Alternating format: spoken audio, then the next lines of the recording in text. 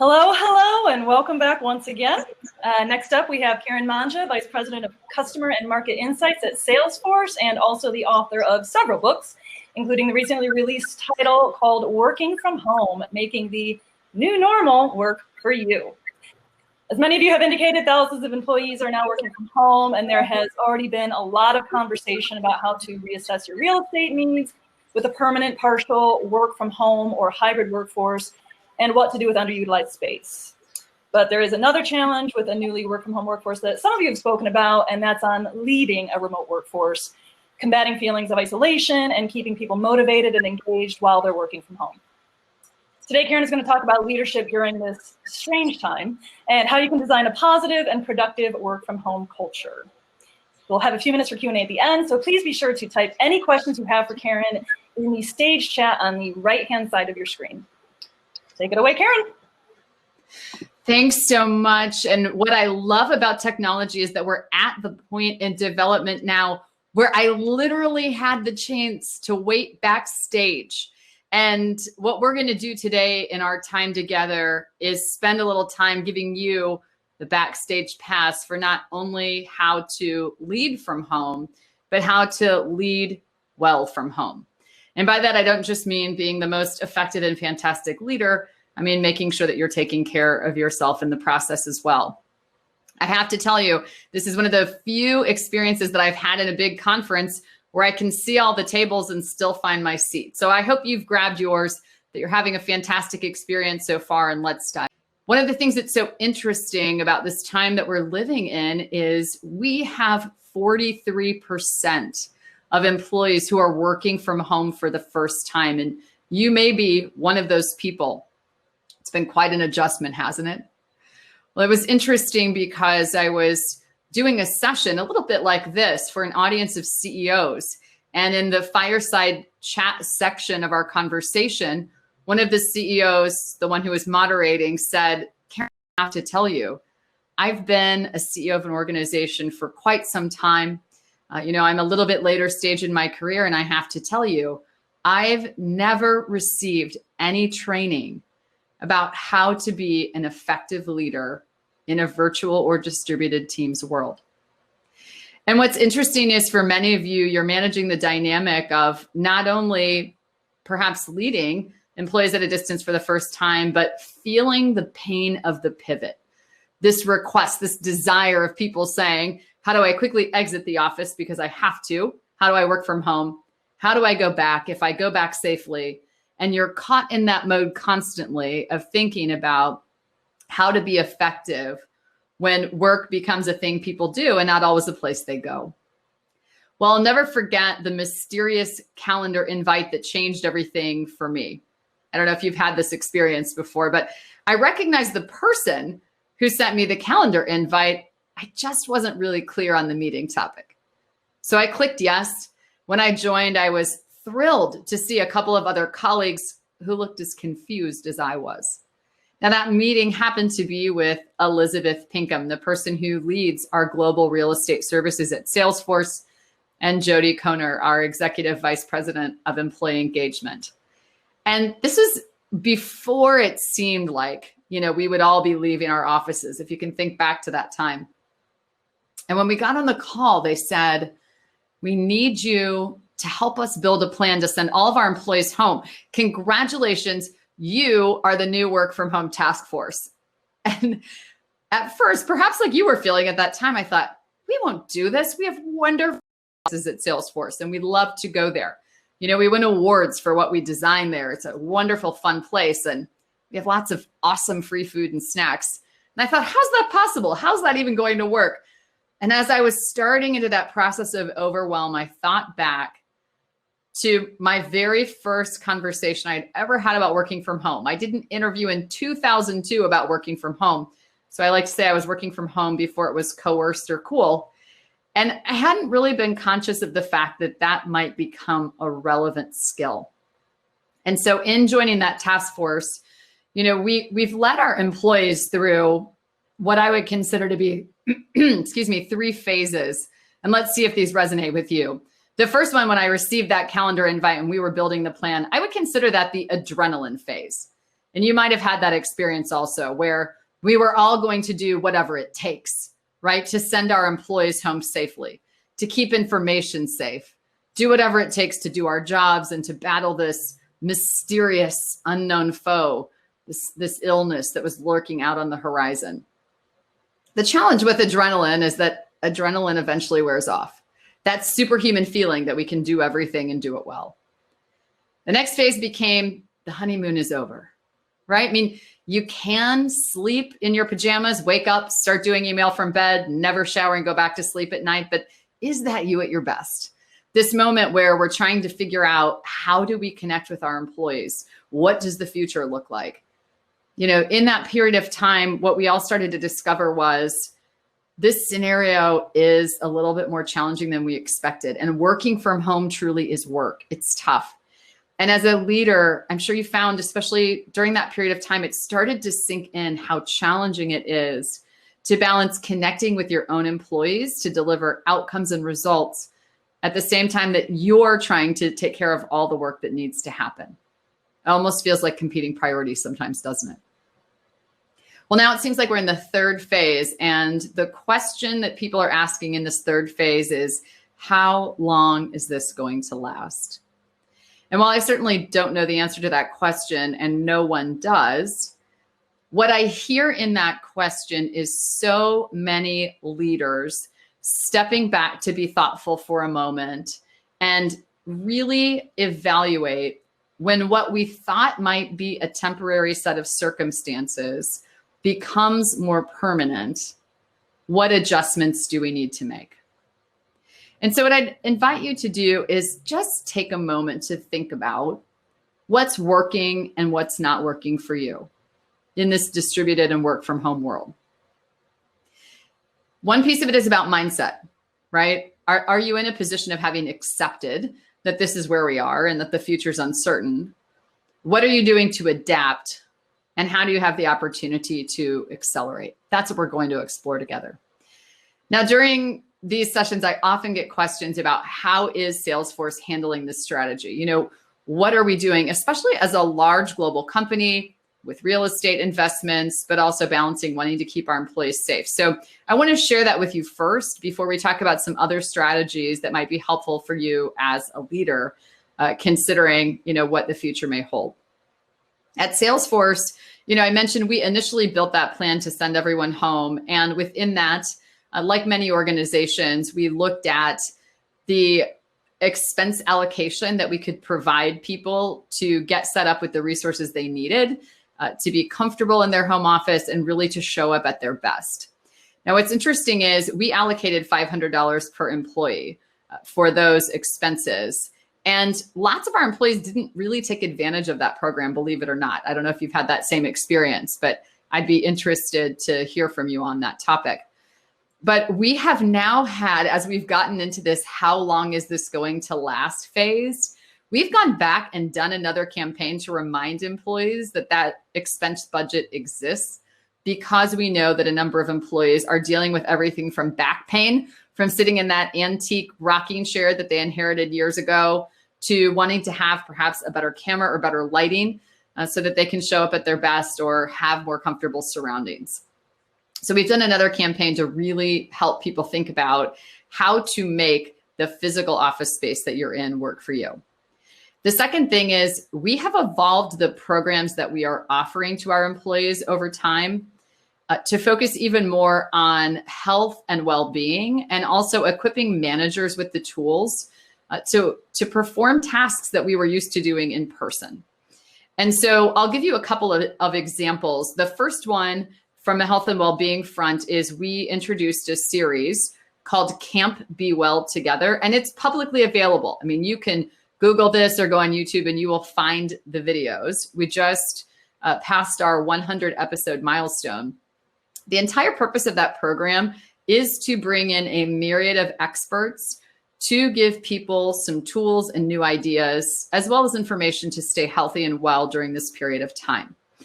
Our speakers have ranged from leading medical experts to athletes who take us through, stretching programs or little physical fitness routines. We have a section now about pandemic parenting. we've had Jane Goodall, we've had some entertainers, a whole range. But the entire purpose behind those 30-minute sessions is to provide people an opportunity to come together with whoever you're at home with and have some new tools to invest in your own well-being. And so we've really been purposeful about normalizing that as part of our culture.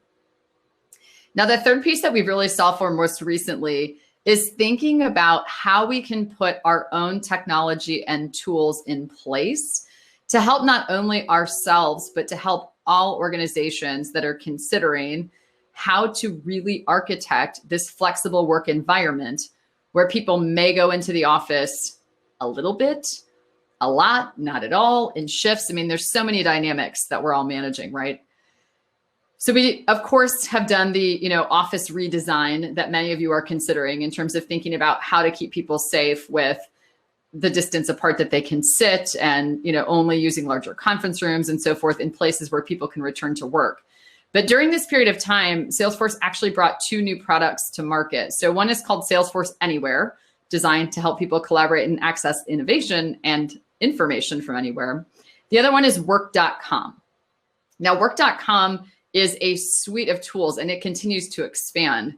But what's part of that tool is contact tracing. For example, it's health check. So it builds into the app the opportunity for you to do things like scheduling time for people to be in the elevators, doing the health checks when they arrive at the office, whether that's taking temperatures or tracking where they are.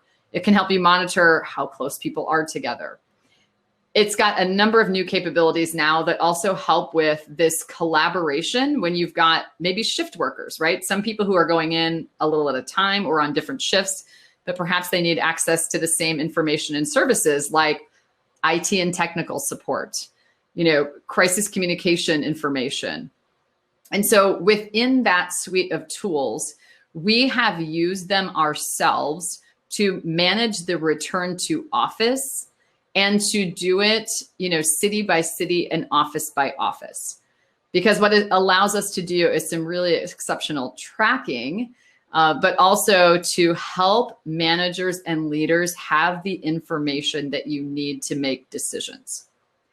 And so whether that's a Salesforce platform or any other, what I would encourage you to think about is what is it that you can automate that helps you get access to the information that you need in a timely way to evaluate the scenario that helps your employees be safe, whether they're returning to the office full-time, part-time, or a little bit at a time. One of the aspects that we've also considered within that is how to communicate appropriately with cities, governments, and schools. And so, the other use case, depending on, what your role is and who you serve, is really being thoughtful about deploying some of those same technology strategies to universities and cities and citizens to help keep people safe as they're out and about in communities as well. So within that, we're kind of being our own use case. And at the beginning of the pandemic, certainly this wasn't something that was on our priority list, but I do believe it's an example of being quickly adaptive and agile and innovative and thinking about how to put some of our own capabilities to work in new ways. I want to talk with you a little bit, as a leader as well, about how to think about distributed teams beyond just physical office space and physical office space redesign and utilization. And it's the one strategy that I think every leader needs to take a pause and revisit right now, and that's ownership. Distributed teams require distributed ownership. What we're finding is so many people are reporting experiencing burnout, feeling isolated, and feeling invisible. And revisiting ownership is a remarkable tool as a leader to address those and build employee trust at the same time. Now, distributed ownership does not mean divesting of decisions because you don't want to deal with the tough stuff or because you're trying to get out of doing work. That's not it at all. We all have plenty of things to do. This concept of distributed ownership says, how can you step back and consider some tasks or some decisions that you no longer need to own and that your team is ready to take on? And the research around this suggests, and in fact, University of Colorado did a fantastic study about this. What they found was when a leader went to an employee, whether you are a manager of managers or a manager of individual contributors, and verbalized the conversation, I trust you to own this on my behalf or our team's behalf, it was a relationship deepening and trust building moment. Absent the conversation, people believed they were just inheriting a bunch of additional work. Within that, I think there's two interesting findings that are incredibly relevant. First of all, what is it that you are in a position as a leader to divest and to trust your team to handle? You know, these ad hoc conversations we used to be able to have in the hallway or in the break room, you know, have gone by the wayside. And so being more purposeful, more explicit about how decisions get made and who owns what is critical during this period of time. And part and parcel with that is also reconsidering outcomes. What are the outcomes as a leader that you believe are most important now? When was the last time that you revisited those? How are you communicating those to your teams? And within those outcomes, what can you offer to them in terms of new opportunities for ownership? The other interesting phenomenon is there's a fantastic study, and I talk about it in the book, Working from Home, Making the New Normal Work for You. And it's this Leading the Leaders study. And it studies the 434 attributes. And it asks managers to select which ones of those are most important for how they feel about their employer and what it is that makes them feel connected and loyal. And what comes to the top of the list, first of all, that sense of belonging. You know, can I truly show up as myself at work? Now that work involves maybe my kids popping in and the dog barking, and I used to be able to pretend like I didn't have those things, right? But now there's no longer an option. Hey. Sorry, I didn't mean to interrupt you there, but I'm on the screen. So I know we were getting into the Q&A portion here. So I want to let you wrap up, and then I have a few questions for you, Karen. Wonderful, fantastic. Well, as we wrap up, I just want to offer to you, think about how you can automate some of the information that helps you make decisions about office space redesign, return to work. Next, reconsider outcomes. Third, reconsider ownership. Who's in a position to own what? And how can you have a trust building conversation to make that clear? We'll take some questions. Great. Well, I actually, you know, the one thing that I wanted to ask you about, Karen, you know, I think specifically is what we hear, regardless of industry, is the Zoom fatigue, right? Yes. It's kind of combating that. So what are creative things that people can do, and kind of how do you help read people better, right? So our audience here are, you know, heads of real estate, facilities management, working on a lot of projects, major hospital projects, where typically they would get in a room and collaborate and be able to kind of read the vibe of how a project's going. It's not as easy to do that virtually. I don't know if you have any secret tips or just how to make the conversations a bit more engaging, or you know, and to keep them moving along too. Yes. So within that, I think you've asked a couple of questions, but let's talk about this one first. First of all, ask, does it have to be a meeting?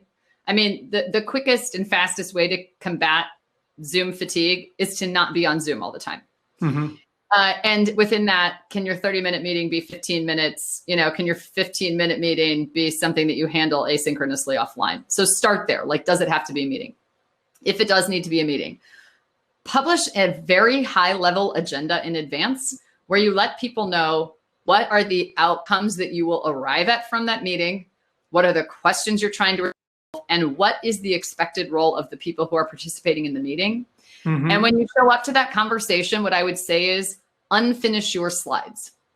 So, you know, we're used to this mode where, you know, we're going to go in with this perfect solution that we've thought about. And maybe in your world, you're detailing that in PowerPoint slides or drawings or whatever that looks like.